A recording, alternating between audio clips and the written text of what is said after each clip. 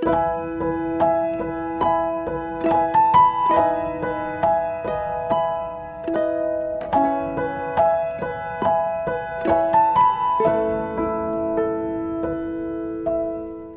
Bu. Shalom saudara-saudara, Wah, haleluya, puji nama Tuhan. Semua sehat Bu, keluarga? puji Tuhan. Gimana Baik, Pak Frans, suara saya kedengeran? sangat Jelas? jelas, sangat jelas. Oke, Oke, puji Tuhan. 15 menit ke depan kita akan mendengarkan kesaksian dari Ibu NN. Tuhan Yesus memberkati. Amin. Shalom saudara-saudara di PD Victory yang dikasihi Tuhan Yesus. Saya mengucap syukur jika Tuhan memberi saya kesempatan untuk bersaksi saat ini. Saya Ibu NN, seorang istri dan ibu dari seorang anak. Saya dilahirkan dari keluarga Kristen. Papa mama saya selalu mengajarkan kami berdoa dan tetap pegang Yesus sebagai juru selamat. Tuhan memberi saya talenta bernyanyi, dan sejak kecil saya sudah melayani untuk bernyanyi dari gereja ke gereja, penghiburan. Tapi seiring bertambah usia, saya melupakan pelayanan dan lebih fokus ke dunia. Singkat cerita, saya menikah 10 tahun yang lalu dengan seorang pria berkewarganegaraan asing. Dia juga seorang yang seiman dengan saya. Dan ya, ketika memutuskan untuk menikahinya, saya tidak sungguh-sungguh berdoa. Seringkali saya berdoa hanya untuk kasih info aja ke Tuhan.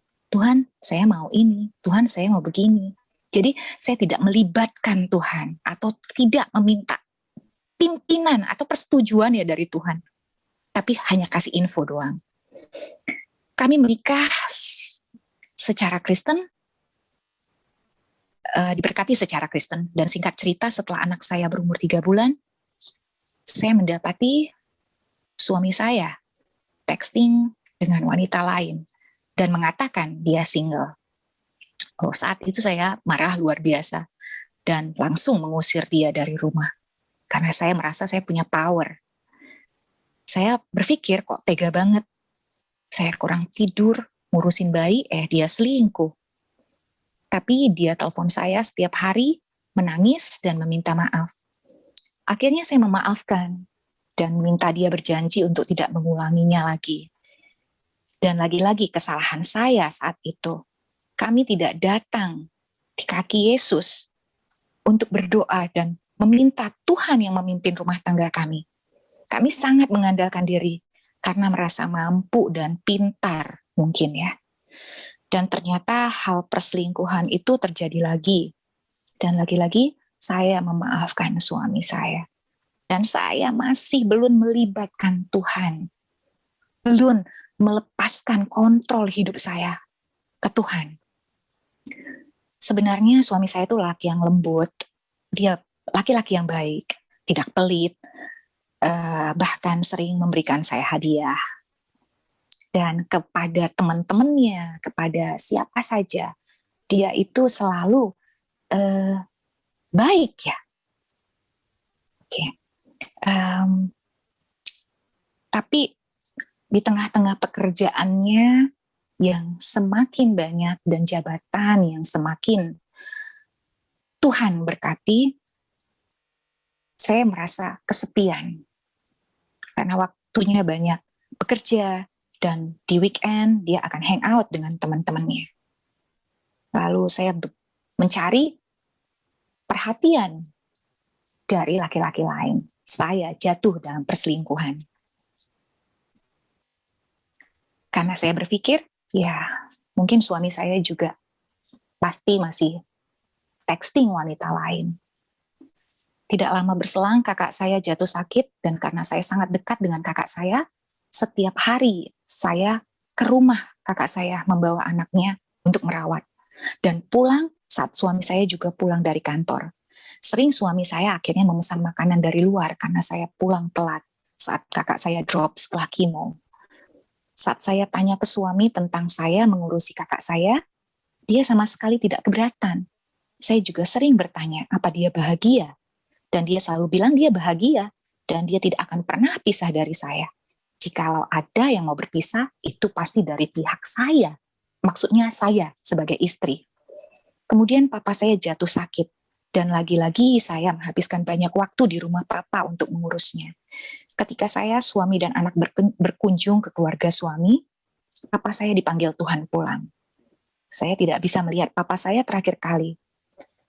Lalu kami pulang ke Indonesia, dan 2 bulan berikutnya, kakak saya mengakhiri pertandingannya di dunia. Saya sangat sedih, karena dia kakak dan juga sahabat terdekat saya. Lalu 2 bulan berikutnya, suami saya dipindah tugaskan ke kota lain. Dan karena pandemik, dia menyarankan agar kami menyusul 6 bulan kemudian, agar dia bisa settle down dengan pekerjaannya dan tempat tinggal. Waktu 6 bulan itu terasa panjang buat saya karena saya merasa kesepian. Dan setelah 6 bulan, saya bertanya sama suami saya, bagaimana rencana kepindahan saya dan anak untuk bisa bareng dengan dia. Lalu jawaban yang dia berikan itu sangat-sangat mengejutkan saya. Dia malah mengatakan, lebih baik untuk hidup berpisah, pisah kota, gitu maksudnya. Saya terkejut, saya marah, saya nangis, saya kesel sama Tuhan. Saya ngerasa saya orang baik, saya sering menolong orang, saya nggak jahatin orang gitu loh. Tapi kenapa Tuhan? Kenapa Tuhan biarkan ini semua bertubi-tubi datang ke hidup saya? Papa saya, kakak saya, sekarang suami saya mengatakan hal itu. Akhirnya dengan dukungan mertua saya pindah untuk bersama dengan suami. Tentu saja suami saya saat itu nggak seneng, tapi dia tetap menyediakan tiket untuk saya dan anak saya. Setibanya kami di kota tersebut, dia cuma menyapa anaknya dan menganggap saya nggak ada. Akhirnya saya memberanikan diri bertanya, kenapa? Mengapa dia berpikir untuk berpisah? Dan jawabannya dia nggak pernah happy selama pernikahan. Hello, saya bertanya selama ini, apa dia happy? Wah, saya sangat terkejut. Dan dia mengatakan, saya cuma prioritaskan keluarga besar saya. Mengurusi kakak dan papa saya. Dan bahkan dia mengancam mau pindah dan pindah ke tempat lain dan hanya datang untuk melihat anaknya sesekali. Saya nangis saat itu. Saya bilang saya nggak mau. Dia tanya, kenapa wanita pintar seperti kamu mau tinggal di perkawinan yang nggak bahagia? Saya jawab, Tuhan benci perceraian. Apa yang sudah dipersatukan Tuhan tidak dapat dipisahkan manusia. Dan kebahagiaan saya datangnya dari Tuhan. Dia tetap kesel. Saya meminta maaf akan semua kesalahan saya selama ini ke dia. Saya sujud di kakinya. Lalu dia berkata, sepertinya kamu kesambit setan, atau jangan-jangan kamu udah ikut aliran sesat. Seperti itu. Saya ajak suami saya berdoa, tapi dia tetap nggak mau. Akhirnya saya berusaha mencari solusi, karena saya tidak punya teman. Ya, saya mungkin ada bercerita dengan satu orang teman saya, dan ya solusi teman saya katakan pergi ke orang pintar, dan saya tidak mau saat itu. Saya berusaha mencari jawaban, saya berusaha mencari bantuan. Ya, saya buka Google, dan saya nggak tahu kenapa, di situ saya lihat kesaksian Ibu Eli tentang suami yang berselingkuh.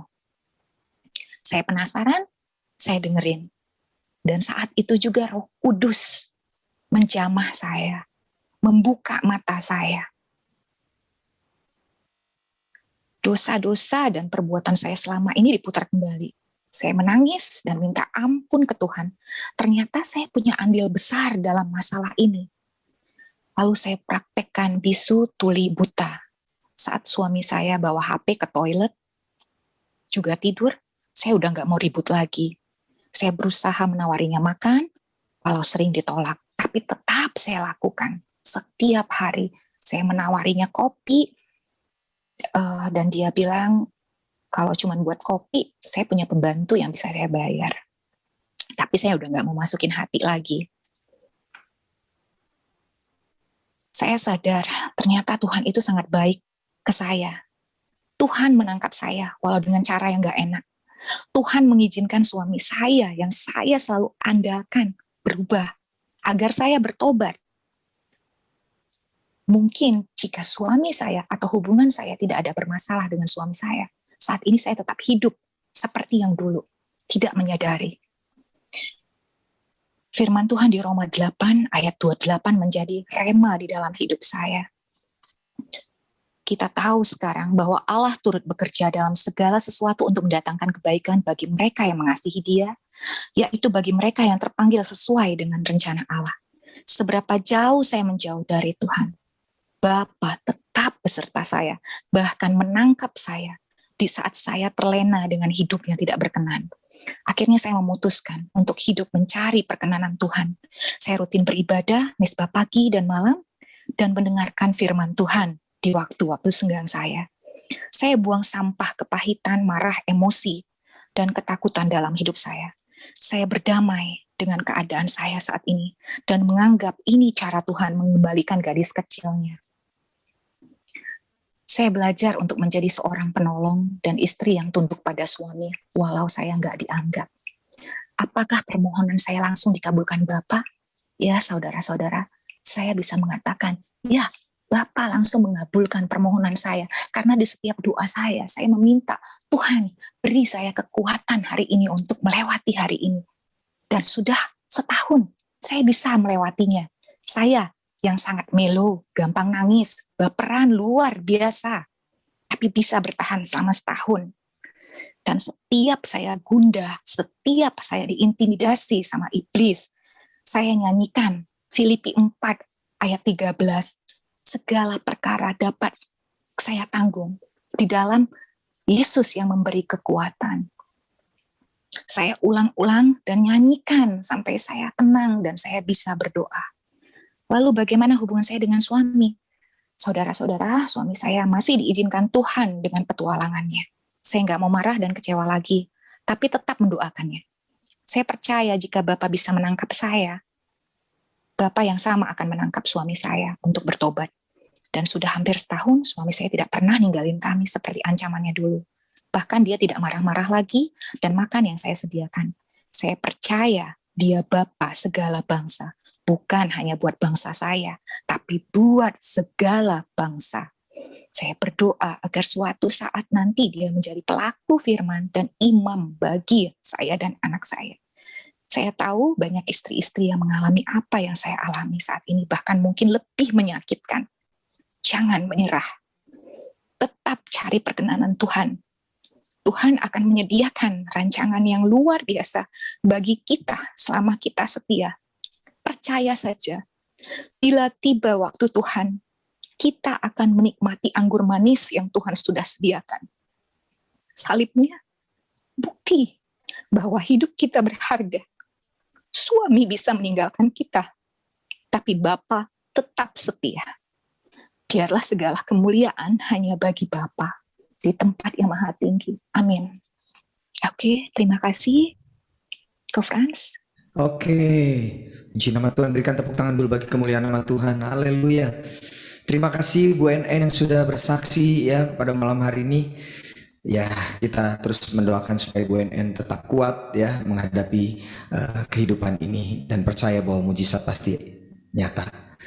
Ya, puji Tuhan. Baik, untuk selanjutnya kita akan sama-sama mendengarkan sharing firman Tuhan dari Ibu Gembala kita, Ibu Evangelis El Kuriawati. Silakan Bu Gembala, Tuhan Yesus memberkati. Yuk, kita berdoa terlebih dahulu. Bapak, terima kasih buat kesaksian yang begitu menguatkan kami. Kami percaya bahwa setiap proses itu selalu mendatangkan kebaikan buat kami. Kami tidak perlu lari dari kenyataan hidup yang memang hari-hari ini harus kami hadapi begitu pahit, begitu membuat kami merasa sesak Tuhan. Tapi kami percaya berjalan bersama Tuhan, Engkau pegang kendali seluruh kehidupan kami Bapa. Bahkan sampai pada akhirnya Engkau sudah persiapkan satu pemulihan yang indah Bapa. Urapi bibir lidah hamba-Mu dan kami percaya pesan-Mu akan tersampaikan malam ini. Engkau lawat setiap kami yang bergabung malam ini. Terima kasih Bapa, di dalam nama Tuhan Yesus yang percaya berkata amin. Ya, suara saya terdengar jelas? Bagus ya. Oke ya. Terima kasih buat kesaksian UNN ya yang begitu menguatkan kita semua. Kita percaya bahwa lewat kesaksian ini kita melihat satu proses ya. Masalahnya belum berubah. tapi yang berubah adalah pribadinya. Ya, sehingga ketika pribadi ini berubah, Bu NN berubah, dia bisa menghadapi segala sesuatu, dia tidak perlu lari dari kenyataan. Dan ketika dia menyadari bahwa selama ini dia punya andil atas setiap masalahnya, disitulah hati yang hancur tidak pernah dipandang hina oleh Tuhan. Ya, kita percaya pemulihan Bu NN ya, ketika dia cerita juga, dia juga berkata bahwa kehidupannya hari ini jauh lebih baik, hubungan dengan suami juga ya, segala sesuatunya jauh lebih baik ya. Kita percaya malam ini saya akan menyampaikan firman tentang jangan lari dari kenyataan. Ya, ada berapa banyak orang yang hari-hari ini berusaha lari dari kenyataan, tapi itu tidak akan membawa satu perubahan yang baik. Saudara percaya hari ini kalau saudara melihat keadaan hidup di dunia ini, ya, kita tidak tahu apa yang akan terjadi.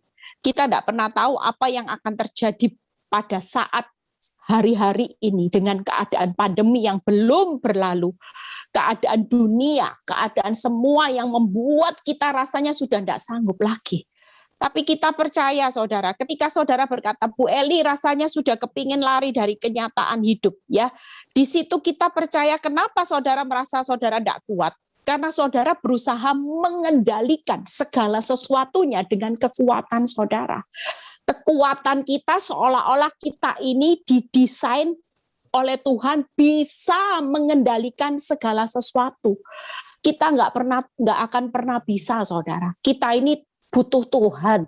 Tuhan itu selalu memberikan satu penawaran bahwa ketika kita hari ini hidup di dalam letih, lesu, beban berat, makanya Tuhan memberikan Matius 11 ayat 28, marilah kepadaku. Itu artinya Tuhan tahu bahwa saudara dan saya pada saat ini letih, lesu, beban berat, saudara butuh Tuhan. Saudara tidak bisa mengatasi letih, lesu, beban berat saudara sendiri. Tuhan itu selalu berkata, aku mau bekerja sama dengan engkau. Aku mau membantu setiap kelemahanmu, setiap engkau merasa letih, lesu, beban berat. Aku tahu engkau manusia yang lemah. Itu sebabnya kalau kita mau lari dari kenyataan, itu karena kita memposisikan kita ini berusaha mengendalikan masalah kita, berusaha mengendalikan segala sesuatunya dengan kekuatan kita sendiri. Malam ini yuk kita belajar sama-sama, jangan takut saudara dengan yang namanya kenyataan. Yuk kita buka dahulu firman Tuhannya.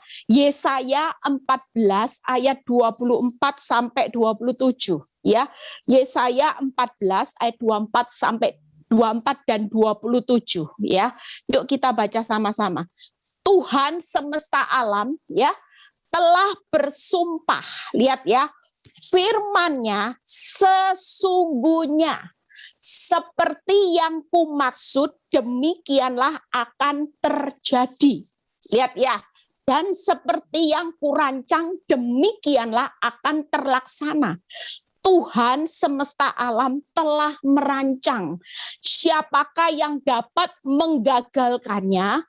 Tangannya telah teracung, siapakah yang dapat membuatnya ditarik kembali? Kita percaya bahwa dalam hidup ini, badai yang di luar, saudara tidak bisa mengendalikannya.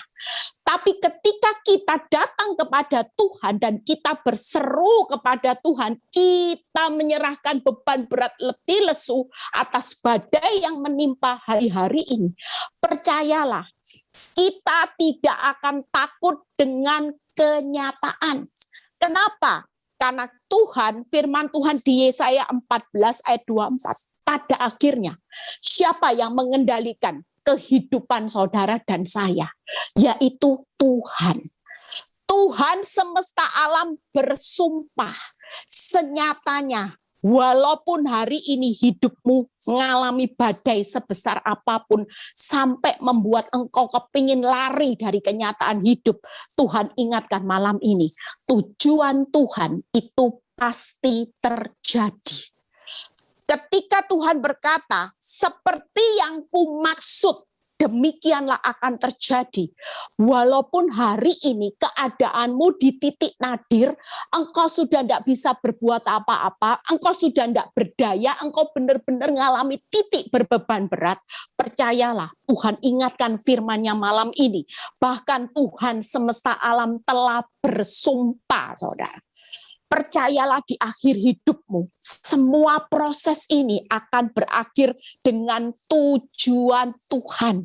Apa tujuan Tuhan di dalam hidup saudara dengan proses suami selingkuh diizinkan? Hari ini masa pandemi belum berlalu, hari ini kesulitan keuangan, ada kerugian. Apa tujuan Tuhan yang pasti terjadi? Yaitu yang pasti tujuan akhirnya buat saudara dan saya terbaik, termanis, terindah. Amin, saudara. Terbaik, termanis, terindah. Saudara jangan takut dengan kenyataan yang membuat saudara hari ini letih lesu. Bebanmu terlihat berat. Itu karena engkau berusaha mengendalikan setiap beban berat dengan kekuatan saudara sendiri. Padahal Tuhan sudah berkata, marilah beban berat letih lesumu gak sanggup engkau selesaikan sendiri tanpa aku. Karena di luar aku engkau gak akan bisa berbuat apa-apa. Itu yang pertama. Yang kedua, saudara baca yang kedua. Yaitu ayat 24 yang berkata, sesungguhnya demikian akan terjadi dan seperti yang kurancang akan terlaksana. Pada akhirnya, mau seheboh apapun kehidupan saudara hari ini, rancangan Tuhan itu yang pasti terlaksana. Nggak usah takut. Mungkin hari ini kelihatannya semua keadaan hidupmu, rancangan yang kau rancangkan sudah semua kacau balau. Engkau merancangkan hari ini kepingin punya rumah tangga yang indah, punya keuangan dan sebagainya. Mungkin masa-masa ini kelihatannya semua arahnya menurun. Bahkan kau sendiri berkata kenyataan hidupku sudah tidak bisa lagi dipertahankan. Sepertinya makin membuat hidup saya berbeban berat, Bu Eli. Tapi malam ini Tuhan bersumpah bahwa rancangan Tuhan pada akhirnya mau digagalkan orang jahat, mau keadaan pandemi ini belum berlalu, tapi tetaplah percaya bahwa rancangan Tuhan itu pasti terlaksana. Pada akhirnya saudara dan saya, ketika kita mengikut sertakan Tuhan, tidak lari dari kenyataan hari-hari ini. Hadapi saudara, tidak usah takut. Karena rancangan Tuhan itu apa? Rancangan damai sejahtera, penuh pengharapan, penuh kebahagiaan. Itu kalau saudara lari, saudara tidak ada yang menjamin.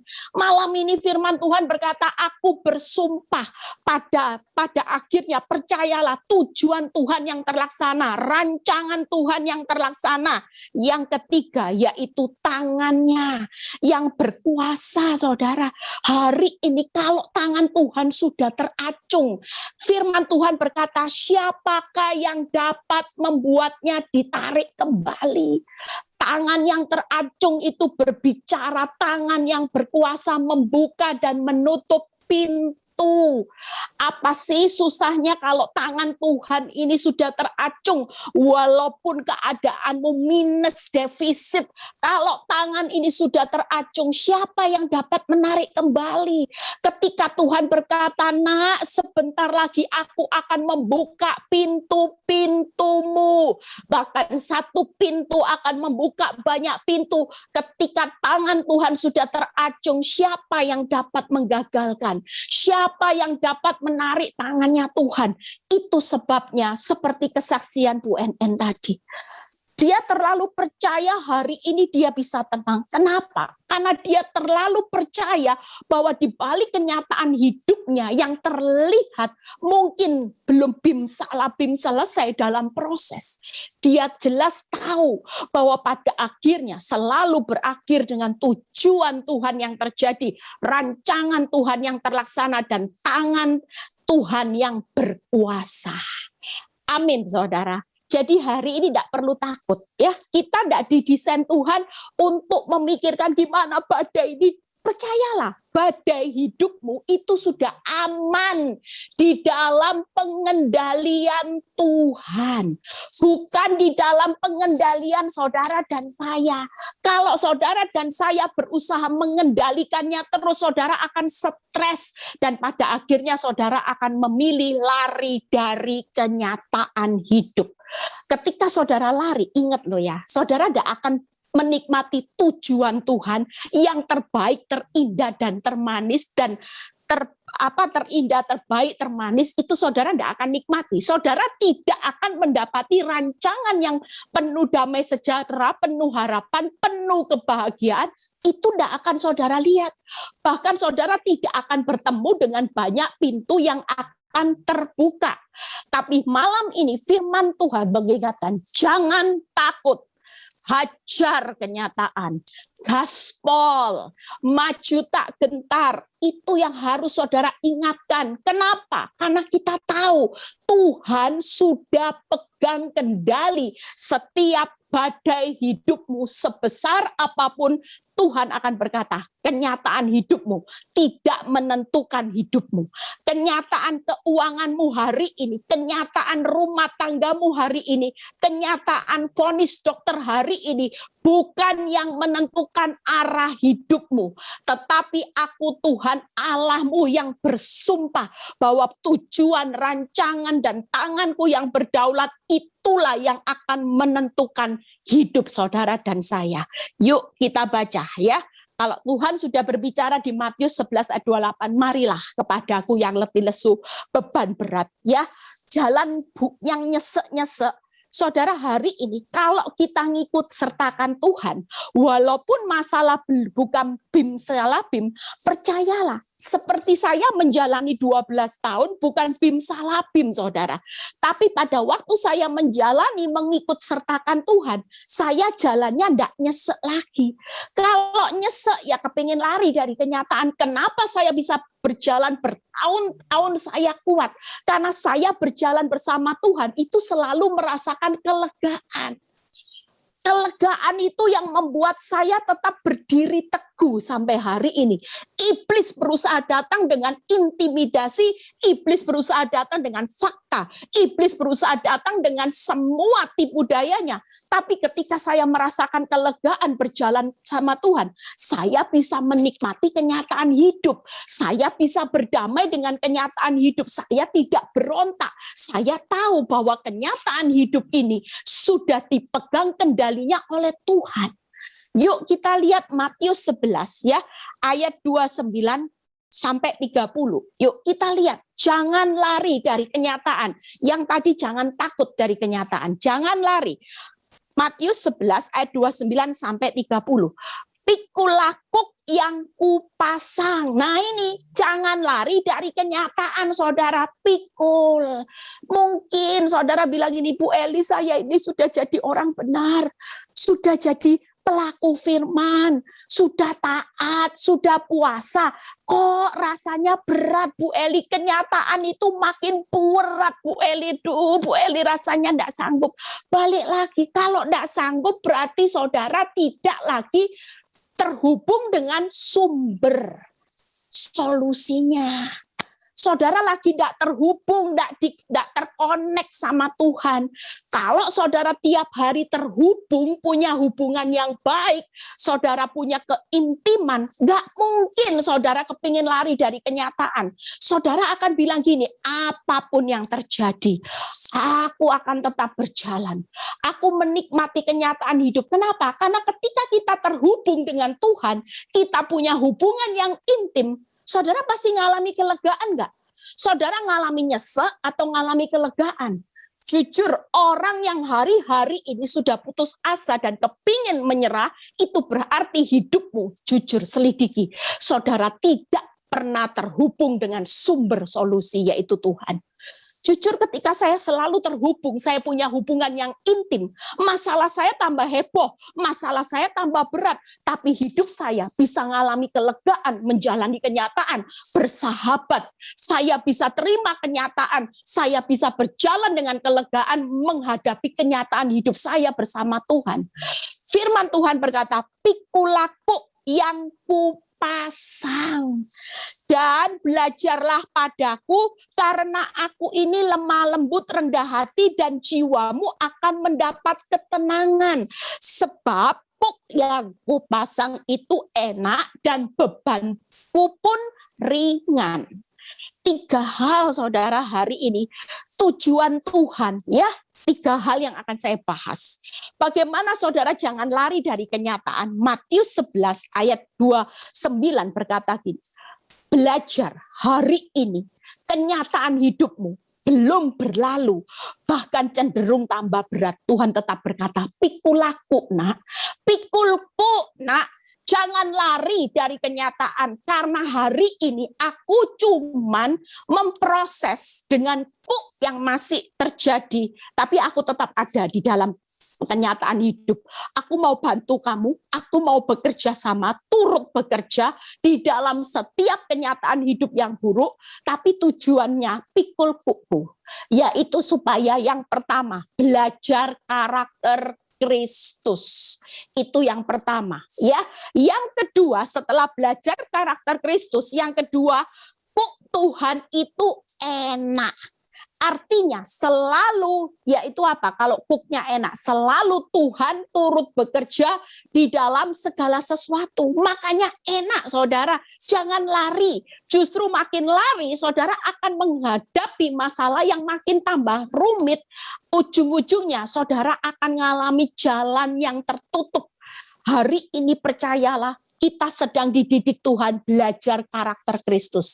Jangan lari dari kenyataan. Seburuk apapun hari ini, itu cuma proses saudara. Yang kedua, jangan lari dari kenyataan, karena Tuhan berkata, ku itu enak-enak. Kalau enak, percayalah, pasti ada tujuan rancangan tangan Tuhan yang akan bekerja maksimal. Nanti saudara dan saya akan melihat, wow, ketika Tuhan turut bekerja, hasilnya spektakuler.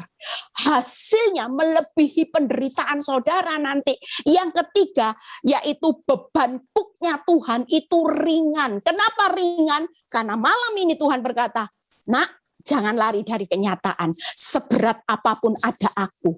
Kamu akan mengalami kelegaan, tidak melampaui kekuatan. Pasti ada solusi. Amin, saudara. 3 hal ini yang akan saya bahas. Jadi hari ini jangan lari dari kenyataan. Nanti saudara akan tidak menikmati tujuan, tidak menikmati rancangan. Saudara tidak lihat tangan Tuhan yang kuat, yang berkuasa. Yuk kita lihat bagaimana kita belajar karakter Kristus. Hari ini proses kenyataan itu supaya ada transformasi. Saudara diizinkan mengalami sesuatu itu bukan tanpa tujuan, saudara. Tuhan punya tujuan supaya, yaitu firman Tuhan berkata apa? Belajarlah kepadaku karena aku itu lemah lembut. Yang pertama kita itu rendah hati, diajari lemah lembut. Yang ketiga diajari karakter Kristus, yaitu tenang. Saudara dan saya hari ini, ada berapa banyak orang yang tidak bisa rendah hati ketika segala sesuatu di dalam zona nyaman. Ketika semua berjalan dengan baik, jujur saya jadi orang Kristen sejak lahir. Saya sudah buka persekutuan doa 2 tahun, rumah tangga saya baik-baik. Saya seorang gembala, tapi saya tidak punya kerendahan hati. Disuruh minta maaf, oh sorry. Disuruh bersabar, oh sorry. Dimaki-maki orang harus balas maki-maki. Emang lu enggak tahu siapa saya? Itu saya dulu saudara. Saya sulit untuk merasakan jujur waktu saya dibentuk Tuhan dengan rendah hati. Saya bisa pelayanan, Victory sebelum masa pandemi pelayanan di bawah jembatan tol saudara. Di bawah jembatan tol itu ya baunya luar biasa saudara. Belum lagi ada tikus ya, kalau jalan itu harus di bawahnya jembatan nunduk-nunduk gini ya. Yang sering ikut itu Debbie, Mami tiap minggu ya, ada beberapa jemaat yang di Surabaya pasti pernah ikut itu. Jalannya nunduk-nunduk, kadang kebentuk saudara ya. Kita ini naik kapal, kapalnya kapal kayu, saudara. Yang mana kanan kiri itu banyak emas. Saudara tahu ya, emas kambang itu, ya, bukan emas beneran, saudara. Jadi kalau kita sampai itu jatuh, kita sudah mandi emas, saudara. Benar-benar, saudara. Itu banyak tikus, banyak kucing, banyak binatang yang bau, banyak kotoran, semua. Jujur kalau dulu saya tidak dibentuk kerendahan hati, boro-boro saudara, mimpi saya mau masuk pelayanan seperti itu. Tapi ketika proses hidup saya, itu membuat saya kerendahan hati, saya juga heran. Biasanya kalau sudah bau sedikit, saya sudah mau muntah saudara. Ini saya diberi kekuatan, saya bisa khotbah di sana. Itu satu anugerah. Yang kedua, lemah lembut. Itu berbicara hati yang kasih. Hati yang mengucap syukur atas apapun proses Tuhan. Yang ketiga, yaitu tenang. Ya, saudara percaya hari ini proses kenyataan hidup tidak usah lari. Karena Tuhan lagi mendidik saudara dan saya untuk belajar karakter Kristus. Yang kedua, kuk Tuhan itu enak karena Tuhan turut bekerja. Yuk kita buka. Belajar dari bangsa Israel. Walaupun di dalam titik nadir. Waktu itu jalan sudah tertutup depan laut tentara Firaun. Lihat kita belajar bagaimana Tuhan turut bekerja. Makanya hari ini Tuhan berkata, jangan lari dari kenyataan, percayalah buku itu enak. Aku itu bekerja. Walaupun engkau sudah menghadapi jalan di depan itu jalan laut, aku tetap ada di dalamnya. Aku nanti yang akan membelah laut. Percayalah hari ini engkau tidak punya kekuatan untuk membelah laut.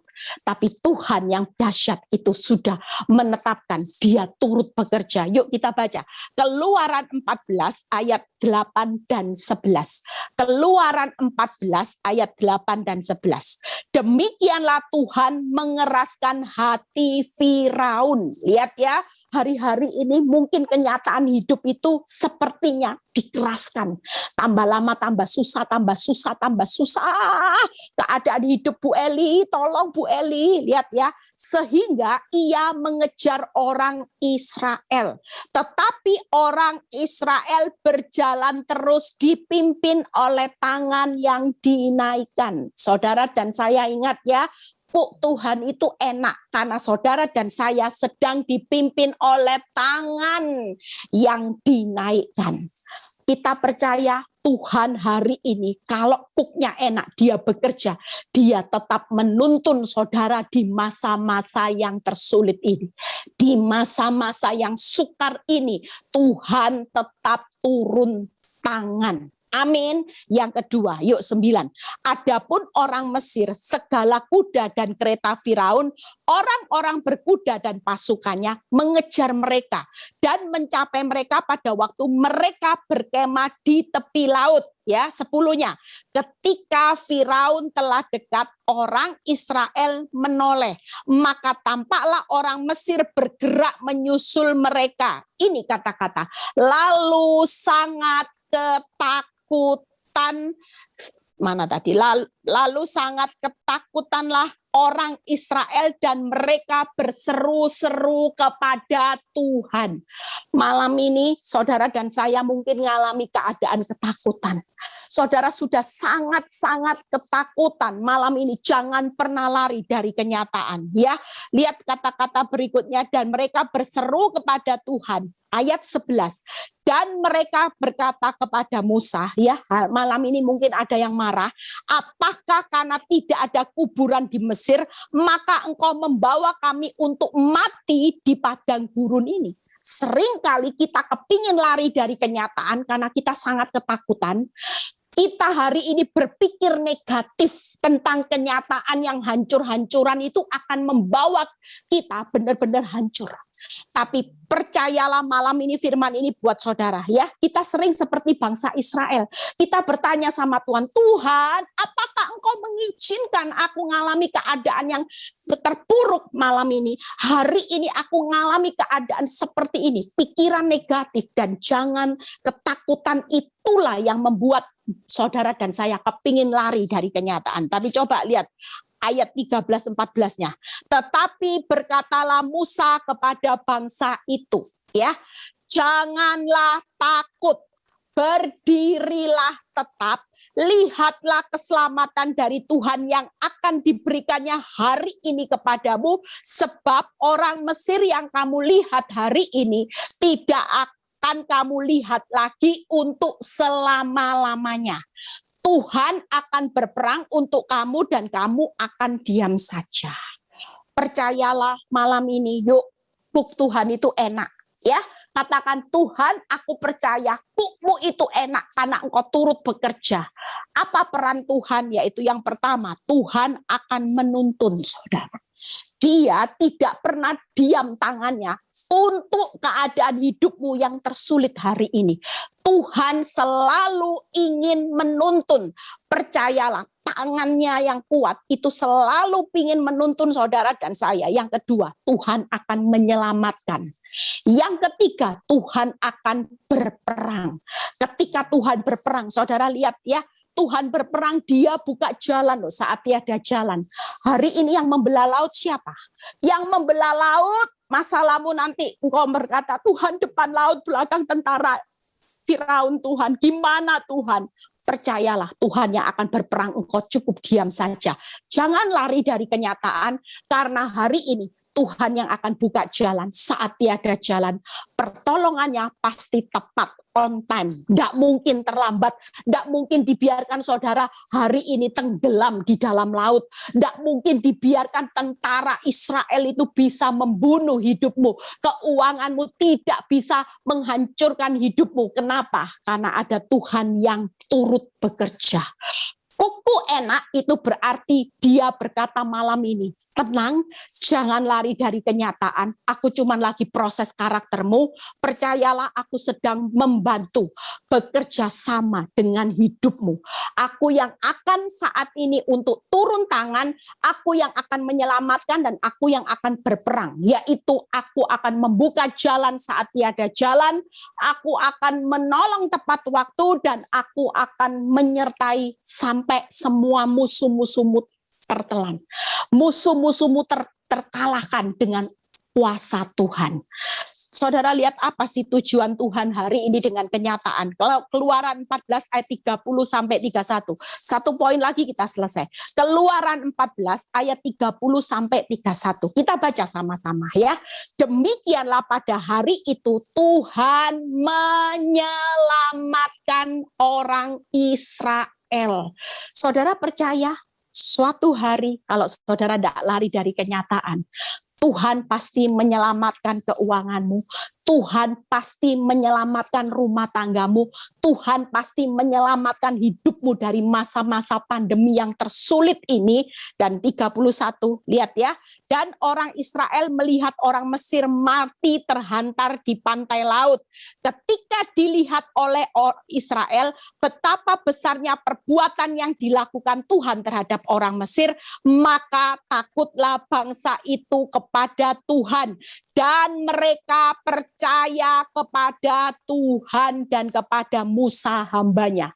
Semua proses kenyataan yang makin bertambah buruk itu bukan untuk menghancurkan hidupmu. Apa?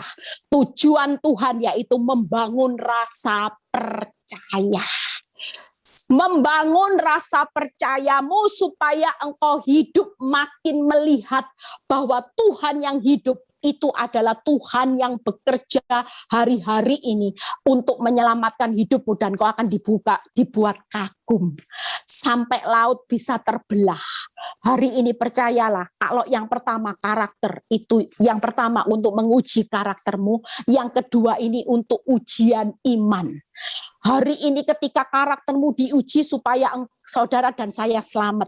Ujian iman hari ini saudara dan saya sedang diuji, yaitu apa? Bangsa Israel menikmati janji Tuhan. Jangan lari dari kenyataan karena kita semua akan dibawa Tuhan untuk menikmati janjinya. Kalaupun depan laut, belakang tentara Israel, Firaun, saudara tidak perlu takut. Tetaplah berdiri teguh. Seperti seorang Musa yang berkata, berdiri tetap, jangan takut. Lihat keselamatan yang dari Tuhan, itu pasti saudara dan saya alami. Amin, saudara. Tidak perlu lari ya dari kenyataan yang terakhir. Yuk kita baca yang terakhir ya. Bagaimana Tuhan berkata, yuk beban kuk Tuhan itu ringan, saudara. Tidak melampaui kekuatanmu, pasti ada solusi. Itu sudah janji Tuhan. Makanya Tuhan berani bicara, beban kukku itu ringan. Ringan, katakan ringan. Jangan membesar-besarkan masalah. Tuhan, masalahku berat, tapi Tuhan berkata tidak ada masalah kenyataan di pemandangan Tuhan yang berat. Semua bebanku, kalau engkau berjalan bersama aku, semuanya pasti ringan. Katakan ringan, jangan ngomong berat. Kalau berat, nanti benar-benar berat. Berat itu karena saudara berusaha mengendalikan sendiri. Tapi malam ini Tuhan berkata, yuk, marilah datang kepadaku. Aku tahu engkau tidak bisa mengatasi beban beratmu, letih lesumu. Engkau butuh aku. Aku akan memberikan satu solusi ketika engkau tidak lari dari kenyataan. Lega, alami kelegaan, nikmati proses. Nikmati kenyataan hidupmu bersama dengan aku. Engkau tidak akan sesat. Engkau tidak akan mengalami kepahitan, engkau tidak akan mengalami kepayahan ketika engkau berjalan bersama dengan aku. Yuk, bagaimana beban belajar dari seorang Abraham yang diuji, dicobai. Kejadian 22 ayat 1. Yuk kita baca. Setelah semuanya itu Allah mencoba Abraham. Ia berfirman kepadanya, Abraham, lalu sautnya, ya Tuhan. Yuk kita lihat Kejadian 22 ayat 10 dan 13. Sesudah itu Abraham mengulurkan tangannya, lalu mengambil pisau untuk menyembelih anaknya. Saudara percaya ya, orang kalau sudah ngambil pisau menyembelih anaknya itu keadaannya di titik nadir enggak saudara? Di titik nadir enggak saudara? Bangsa Israel tadi juga sudah di titik nadir. Dia sudah tidak tahu bagaimana jalan keluar. Abraham hari ini juga mengalami. Firman Tuhan berkata, tangan bagaimana seorang ayah yang ada membawa pisau. Anaknya sendiri yang mau dibunuh, saudara. Itu sudah keadaan yang betul-betul sangat membuat kepanikan. Membuat rasanya, Tuhan, mana pertolonganmu Tuhan? Itu pisau. Tetapi berserulah malaikat Tuhan dari langit kepadanya. Abraham, Abraham, sautnya, ya Tuhan. Percayalah, kuk Tuhan itu tetap ringan. Walaupun kelihatannya bunuh anaknya. Bunuh anaknya itu sesuatu yang gak gampang, saudara. Itu bukan perkara yang mudah.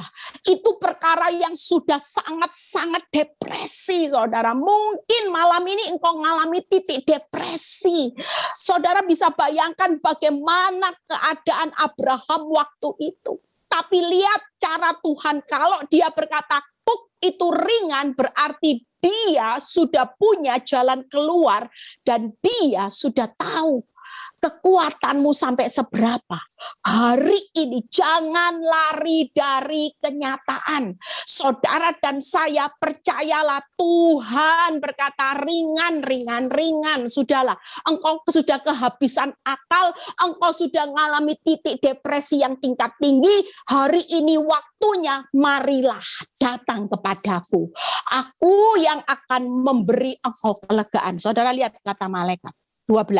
Lalu ia berfirman, jangan bunuh anak itu dan jangan kau apa-apakan dia, sebab telah ku ketahui sekarang bahwa engkau takut akan Allah dan engkau tidak segan-segan untuk menyerahkan anakmu yang tunggal kepadaku. Malam ini percayalah, walaupun sudah di ambang batas titik nadir, percayalah hari ini, firman ini buat saudara dan saya. Kalau Abraham hari itu langsung malaikat bilang, jangan bunuh anakmu, jangan kau apa-apakan. Itu berarti membalik kenyataan loh. Sepertinya tadi mau dibunuh, tiba-tiba tidak jadi. Membalik kenyataan. Percayalah malam ini, Tuhan sanggup membalik kenyataanmu. Dari yang perintahnya membunuh, membalik Jangan, saudara. Percayalah malam ini Tuhan yang sama juga akan melakukannya buat saudara. Mungkin keadaanmu defisit, Tuhan bisa mengubah surplus, saudara. Mungkin keadaan hidupmu hari ini tidak dicintai, percayalah. Air tawar, Tuhan sanggup membalik kenyataan jadi anggur yang manis. Siapa yang bisa menghalangi kuasa Tuhan? Tidak ada, itu tadi loh. Kalau tangan ini sudah teracung, siapa yang bisa tarik kembali? Tidak ada, saudara. Percayalah, ringan. Itu sebabnya Tuhan berkata malam ini, kenyataanmu mau sebesar apapun ringan, kecil. Lihat saudara kata-kata berikutnya. Lalu Abraham menoleh dan melihat seekor domba jantan yang tanduknya tersangkut dalam belukar. Abraham mengambil domba lalu mengorbankannya sebagai korban bakaran. Pengganti. 3 hal. Kalau Tuhan berkata ringan, karena dia tahu tidak akan melampaui kekuatanmu dan dia sudah beri solusi. Yang pertama, Tuhan menyediakan damai sejahtera. Saudara dan saya hari ini, kalau bukan karena damai sejahtera Tuhan, mampu enggak hidup menghadapi proses, enggak mampu. Abraham itu kalau enggak ada damai sejahtera, bisa enggak bawa anaknya naik ke Gunung Moria, diikat anaknya terus pisau. Kalau enggak ada damai sejahtera dari Tuhan, dia akan panik, saudara. Dia akan merasa bahwa tidak akan pernah sanggup. Tapi ketika Tuhan hari ini berkata, kuku itu ringan, dia meninggalkan damai sejahtera. Sehingga saudara pasti sanggup menanggung segala perkara. Itu yang pertama. Yang kedua, Tuhan menyediakan malaikat. Roh Kudus, roh penolong. Itu yang akan memampukan saudara dan saya. Dia yang akan menggagalkan. Lihat ya, malaikat itu datang sama Abraham. Abraham, stop. Aku tahu hatimu. Ini cuma ujian, saudara. Ketika hari ini engkau tidak segan-segan, sudah rela memberikan yang terbaik buat Tuhan. Walaupun engkau menderita, tapi hatimu tulus buat Tuhan. Aku tahu. Tuhan menyediakan damai sejahtera, malaikat, Roh Kudus, yaitu yang akan menggagalkan semua yang terburuk dalam hidupmu. Percayalah, kita punya malaikat dan roh penolong, yaitu roh Allah yang selalu berjaga-jaga atas hidup saudara dan saya. Yang ketiga, yaitu Tuhan menyediakan domba pengganti, artinya solusinya. Jalan keluarnya bukan Ishak, tapi ada domba pengganti, itu solusi, saudara. Kita percaya hari ini pengganti yang hilang akan Tuhan gantikan. Hari ini pasanganmu yang selingkuh Tuhan akan pulihkan. Rumah tanggamu dengan anggur yang manis. Semua yang terbaik. Hari ini tujuan Tuhan menghadapi kenyataan. Kita belajar dari Abraham. Tujuannya apa? Yaitu tujuannya supaya Tuhan cuma menguji hatimu. Apakah engkau segan-segan atau tulus? Engkau ini hari ini rela enggak buat Tuhan, rela berkorban, rela kehilangan, rela disakiti, rela menderita, dan kau enggak segan-segan lagi mengikut Kristus. Tujuannya apa? Menguji hati, saudara. Malam ini yuk jangan lari dari kenyataan. Abraham ketika tidak lari dari kenyataan, dia menikmati apa? Berkat yang berlimpah-limpah sampai keturunannya. Mau saudara yuk lihat bagaimana upahnya? Ya, saudara percaya tujuan Tuhan di balik kenyataan yang buruk itu tadi cuman ujian karakter, ya. Yang pertama, belajarlah kepadaku, karakter Kristus. Yang kedua yaitu buku itu enak. Ya, kenapa? Karena Allah turut bekerja, belajar dari bangsa Israel, yaitu ujian iman, kepercayaan. Saudara akan makin percaya sama Tuhan, lihat kuasa Tuhan yang dahsyat. Yang ketiga, ujian hati. Makanya jangan lari dari kenyataan. Saudara sedang diuji karakter, iman, hatimu. Apakah upahnya hadapi kenyataan? Waktu karaktermu terbentuk, karakter Kristus, kita akan menikmati keselamatan, kita akan menikmati janji Tuhan seperti bangsa Israel, masuk tanah yang berlimpah susu madunya, kita akan menikmati berkat yang berlimpah-limpah seperti seorang Abraham. Saya sudah selesai, ya. malam ini pesan saya, yuk kita mau berdoa malam ini yang sedang mengalami titik nadir, yang menghadapi laut belakang tentara Firaun, ya. Saudara, malam ini yang sedang menghadapi keadaan seperti seorang Abraham.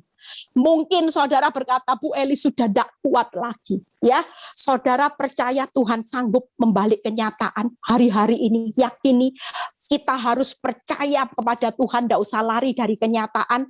Karena kita cuma dibentuk rendah hati, lemah lembut, ketenangan. Yang kedua, saya review sebentar. Kuk Tuhan itu enak karena Tuhan turut bekerja, dia menuntun, menyelamatkan, dia berperang. Dia akan buka jalan on time, saudara. Tidak perlu takut, ya. Yang ketiga, dia akan balik kenyataan, yaitu kuknya ringan. Kenapa kuknya ringan? Karena yang pertama, Tuhan itu menyediakan damai sejahtera, dia sudah menyediakan roh penolong malaikat, bahkan dia sudah menyediakan domba pengganti. Solusinya, semuanya akan ringan-ringan. Frans, yuk ya, baca quote saya yang terakhir, yuk kita baca sama-sama. Ya, ayo baca sama. Di balik kesetiaan kita atas proses Tuhan, karena kita mau pikul kuknya. Belajar karakter Kristus dan ketenangan jiwa sejalan dengan kehendaknya. Tuhan Yesus memberkati. Yuk, Frans nyanyi satu lagu. Ya, kita mau berdoa profetik. Yuk, malam ini siapa yang sudah bayangkan Tuhan sanggup membalik kenyataan.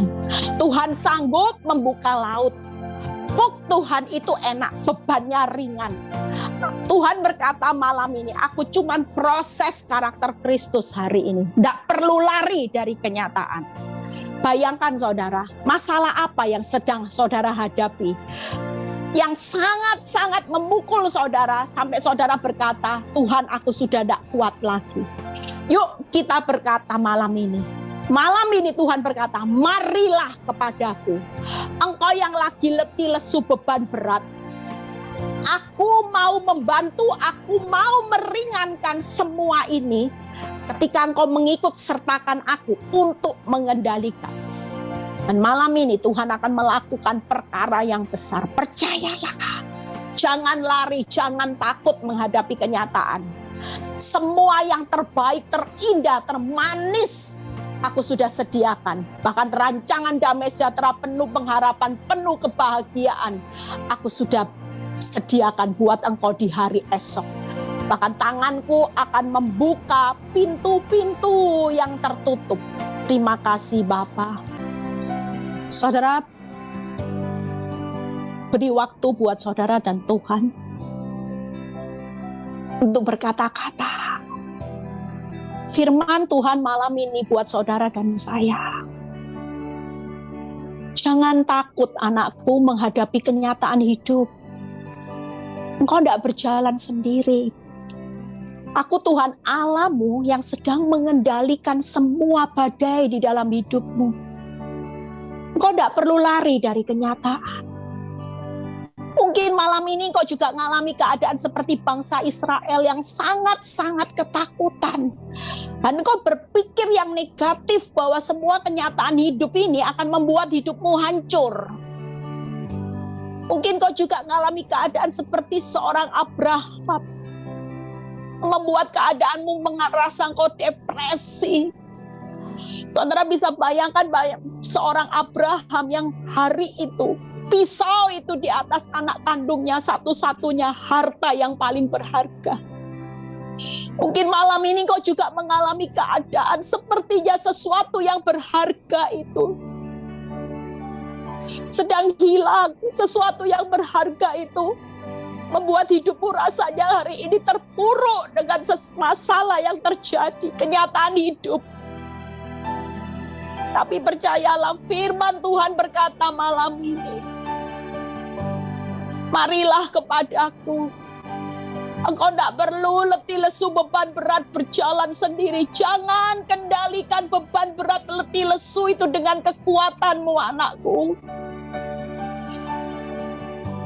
Ketika aku memberi kelegaan, kau akan bisa menikmati kenyataan hidup berjalan bersama dengan aku. Pikul aku, Tuhan berkata. Ini cuma ujian karaktermu supaya serupa dengan aku, supaya kau menikmati keselamatan. Ini cuma ujian iman dan kau akan menikmati janjiku anakku. Ini cuma ujian hati. Aku kepingin melihat apakah engkau hari ini punya hati yang sungguh-sungguh. Kau tidak segan-segan lagi mengikut aku. Bahkan lihat bagaimana tanganku sanggup membelah laut. Engkau akan melihat bagaimana tanganku akan berperang untuk menyelamatkan hidupmu. Aku yang akan ambil alih. Laut akan terbelah dan kau akan berjalan di tempat yang kering. Dan musuhmu akan aku hancurkan. Bahkan malam ini Tuhan berkata, ketika kau tidak segan-segan lagi, aku akan memberkati engkau secara berlimpah-limpah. Jangan pernah lari dari kenyataan hidup. Kau akan melihat pada akhirnya, kau akan melihat sesuatu yang terbaik, termanis, terindah itu akan kau nikmati. Bapa di surga, kami percaya Tuhan, malam ini Tuhan, melalui kebenaran firman-Mu, kami tidak akan berkata masalah kami berat, masalah kami Tuhan besar, masalah kami tidak ada jalan keluarnya. Kami tidak akan ambil keputusan untuk lari dari kenyataan hidup. Tapi kami akan berjalan dengan kelegaan menghadapi kenyataan demi kenyataan Tuhan bersama Tuhan. Kami akan melihat tuntunan tangan Tuhan buat setiap anak-anak-Mu yang malam ini punya beban berat Tuhan. Kami tahu bahwa saat ini Tuhan segala masalah keuangan kami mengangkat tangan di hadapan-Mu Tuhan. Kalau Engkau sanggup membalik kenyataan Tuhan buat Abraham, Engkau juga sanggup malam ini untuk membalik kenyataan buat setiap anak-anak-Mu yang bergabung malam ini Tuhan. Ambil alih semuanya Tuhan. Kalau Engkau sanggup membelah laut dalam waktu yang singkat buat bangsa Israel untuk berjalan di laut yang kering, maka Engkau juga sanggup malam ini membelah laut untuk kami lewati Tuhan. Terima kasih Bapa. Biarlah yang saat ini menghadapi masalah rumah tangga, keuangan, sakit, penyakit, kami percaya di dalam nama Tuhan Yesus, kami sudah terima kelegaan, kami sudah terima jalan keluar, bahkan semua ini tidak akan melampaui kekuatan kami. Terima kasih Bapa, kami percaya setiap anak-anak-Mu yang bergabung malam ini, kami sudah merasakan kelegaan dan kami terima janji Tuhan, berkat yang berlimpah-limpah. Kami terima di dalam nama Tuhan Yesus. Terima kasih Bapa. Kami berdoa buat Bu NN, kami memberkati Bu NN dalam menghadapi proses yang masih berlanjut, kenyataan hidup. Engkau beri kekuatan buat hamba-Mu ini, biarlah dia menjadi penolong keluar sebagai penolong lebih dari pemenang. Dia bisa menyelamatkan suami dan dia menjadi penolong buat anaknya juga. Terima kasih Tuhan. Angkat kedua tangan saudara, terimalah berkat Abraham, Ishak, Yakub, damai sejahtera Allah Bapa, Putra dan Roh Kudus menyertai saudara dan saya mulai saat ini sampai Maranatha Tuhan Yesus datang kedua kali. Yang diberkati dan percaya berkata amin. Tuhan Yesus memberkati. Yes.